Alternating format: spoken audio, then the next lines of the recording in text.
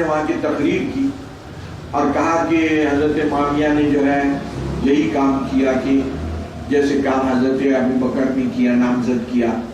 حضرت عبد الرحمن بن ابوبکر کھڑے ہو گئے، بولے نہیں، انہوں نے اپنے خاندان کو مقرر نہیں کیا،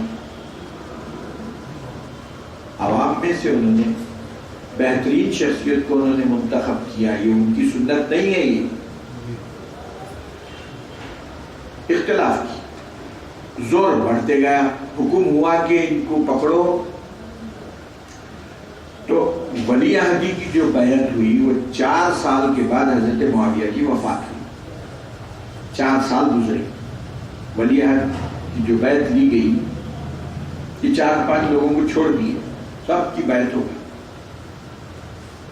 حضرت معاویہ بھی آئے، سمجھائے لوگوں کو کہ دیکھیے ساری پوری عوام جو ہے بیعت کر چکی ہے، اب ان کی بیعت کو ہم کیسا فسخ کریں، لہذا آپ لوگ بھی بیعت کر لیجیے. اب نہیں مانے ہو تو انہیں چھوڑ دیے. 4 سال گزر گئے. 4 سال کے بعد وفات ہو گئی حضرت معاویہ کی. وفات ہوتے ہی یزید کے ہاتھ میں اقتدار آیا. گورنر مدینہ کو حکم ہوا کہ وہ 5 کو بلا کے بیعت لے لو. بلائے گئے اور منصوبہ یہ بنایا گیا کہ اگر نہیں مانی قتل کر دیجیے. اسٹیبلٹی بنائی.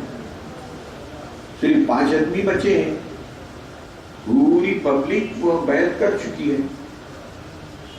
بلایا گیا، مگر وہ جو مدینے میں جو اس وقت گورنر تھے، ان کی ہمت نہیں ہوئی حضرت حسین اور دیگر لوگوں کو قتل کرنے کی. چھوڑ دیا. حکم تو مل گیا تھا.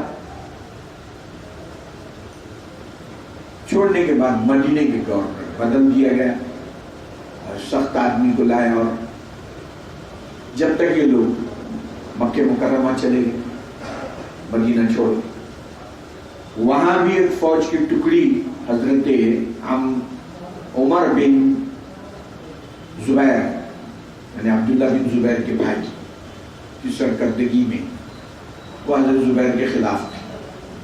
بھیجے وہاں بھی ٹکڑی، مگر وہ ٹکڑی کو مکے میں شکست ہو گئی عبداللہ بن زبیر کی فوج سے. مکے میں حضرت عبداللہ بن زبیر کا اقتدار.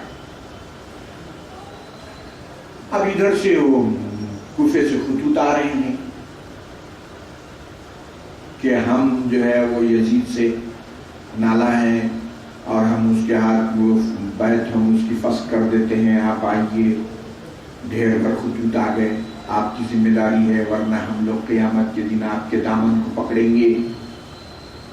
تو حضرت نے کیا کیا، اپنے چچیرے بھائی مسلم بن عقیل کو تصدیق کے لیے بھیج دیا. کہا چیک تو کرو کیا ہے. انہوں گئے وہاں تو 18,000 آدمیوں نے ان کے ہاتھ پر بیعت، بیعت عتاق و طلاق، یعنی اگر ہم نے اس بیعت کی خلاف ورزی کی تو ہماری بیویوں کو طلاق، ایسی بیعت. انہوں نے جو ہے خط لکھ دیا حضرت حسین کو کہ یہاں آپ کے تائید میں سب لوگ ہیں، آپ چلے آئیے. ادھر سے یہ 8 ذی الحجہ کو جبکہ حجاج مینا جا رہے تھے نکل گئے. حضرت عبداللہ بن عباس سامنے آ گئے، نہیں جانا. حضرت عبداللہ بن عمر، عبداللہ بن زبیر، عبد الرحمن بن ابو بکر کی اس وقت وفات ہو گئی تھی. لوگوں نے ان کو روک دیا. تو اب حضرت حسین کے سامنے یہ تھا، سب خطوط بھی آ رہے ہیں ادھر سے، اور حضرت مسلم بن عقیل کا ایسا خط بھی آ گیا ہے کہ سب لوگ تیار ہیں. تو انہوں نے سمجھا کہ واقعی میری ذمہ داری بنتی ہے کہ ایک باطل حکومت کے خلاف، کیونکہ وہ کیا دیکھ رہے تھے کہ خلافت علی منہاج النبوت چل رہی تھی. چلتے چلتے اچانک جو ہے بادشاہت شروع ہو رہی، باپ کے بعد بیٹا. یہ اسلامی خلافت کے خلاف ہے، اسلامی طریقے انتخاب کے خلاف ہے. اس کے خلاف وہ کھڑے ہو گئے. اب جو لوگ نہیں گئے ان کا معاملہ ایسا ہے کہ ایک ہے رخصت، ایک ہے عزیمت. اب رخصت رخصت کیا ہے؟ آپ لوگ ہم لوگ جو ہے اب نماز عشاء پڑھے، یہ رات بھر سو گئے، صبح میں اٹھ کے فجر پڑھی، ٹھیک ہے. عزیمت کیا ہے؟ عشاء بھی پڑھنا، اس کے بعد رات بھر تہجد بھی پڑھنا، پھر صبح پڑھنا، یہ عزیمت ہے. تو حضرت حسین نے عزیمت کا راستہ اختیار کیا کہ باطل حکومت، غلط ملوکیت جو اسلام میں داخل ہو رہی تھی اس کو روک دیا جائے. جان جاتی ہے تو جائے. عزیمت کا راستے پہ انہوں نے عمل کیا. تو اب واقعہ تو طویل ہے، تاریخ بھی ہے، وہ تتر بتر واقعات تاریخ میں، کچھ ادھر سے کچھ ادھر سے. شیعہ حضرات نے تو تماشا کر دیا، کچھ بھی صحابہ پہ بھی لعن طعن اور ان کو بھی برا بھلا، نعوذ باللہ من ذالک. حالانکہ آپ نے دیکھا کہ صحابہ کا کردار کتنا صاف تھا ان کے بارے میں. حضرت عبداللہ بن عمر ان کے ساتھ، حضرت عبد الرحمن بن ابو بکر ان کے ساتھ، اور ان کے آپس میں اتنے رشتے. حضرت حسین کے ایک بیٹے کا نام ابو بکر، ایک بیٹے کا نام عمر، ایک بیٹے کا نام عثمان. یہ دیکھیے کئی رشتے ان کے آپس میں. حضرت عبد الرحمن، حضرت ابو بکر صدیق کی پوتری حضرت حسین کی بیوی، عبد الرحمن بن ابو بکر کی بیٹی ان کی بیوی.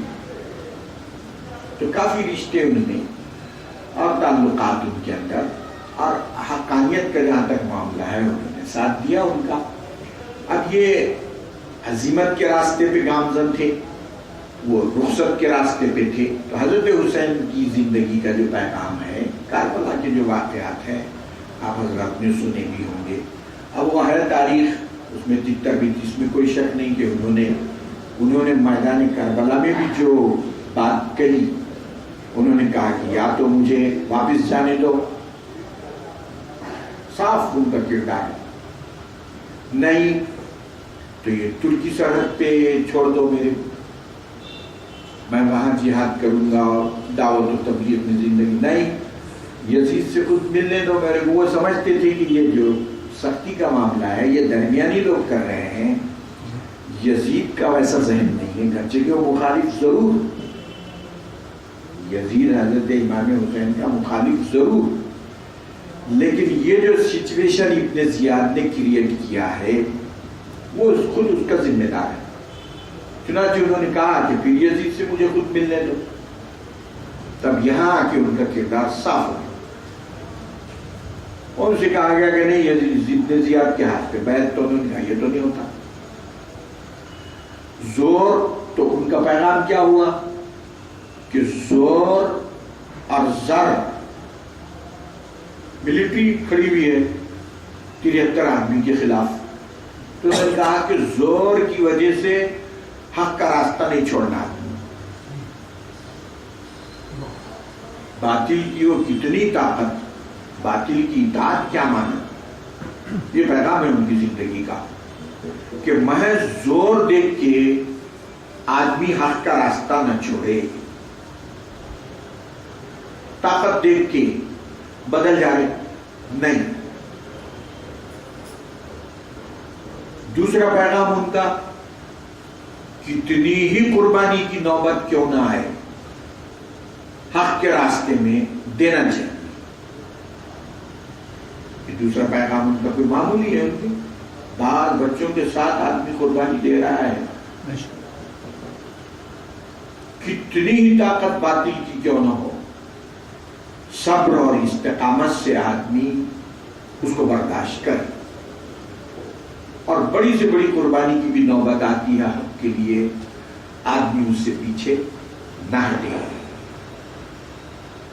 اور باطل سے سمجھوتا نہ کرے، عدل و انصاف پہ قائم رہے. یہ ان کی زندگی کا پیغام ہے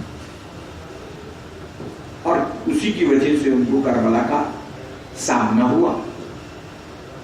یہ اصول جو ان کے تھے اسی کی وجہ سے کربلا کا سامنا ہوا، تو انہوں نے اس کے لیے سہ لیا، قبول کر لیا. انہوں نے کہا کہ حق کے مقابلے میں کچھ نہیں، طاقت طاقت ہے, زور ہے, ذریعہ ہے, ملٹری ہے, فوج ہے, ہونے دو.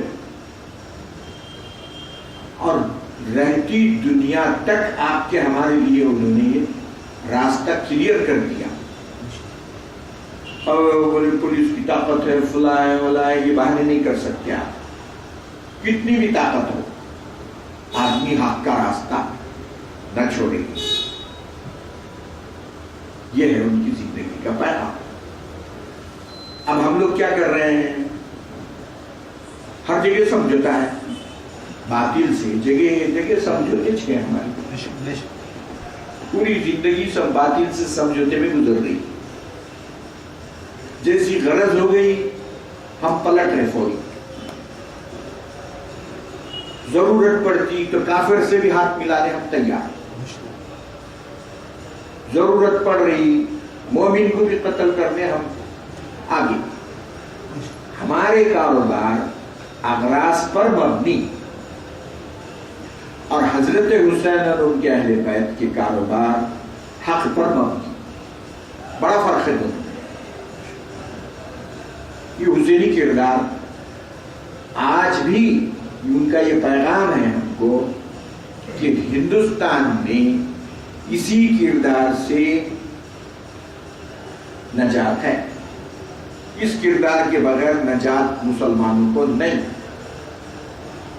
یہ راستہ اپنائیں گے, حسینی راستہ, نجات. اس راستے سے ہٹیں گے, دنیا بھی خراب, آخرت بھی خراب. یہ دعوت ہے, یہ ان کا پیغام ہے. اس کو اپنائے بغیر ہم دین و دنیا کہیں بھی سعادت مند نہیں بن سکتے. بہانے کریں گے آپ, حکومت ایسا کر رہی, فلاں ایسا کر رہی, وہ سب غلط. حق کے مقابلے میں کوئی بہانے نہیں. سمجھے؟ ایک صاحب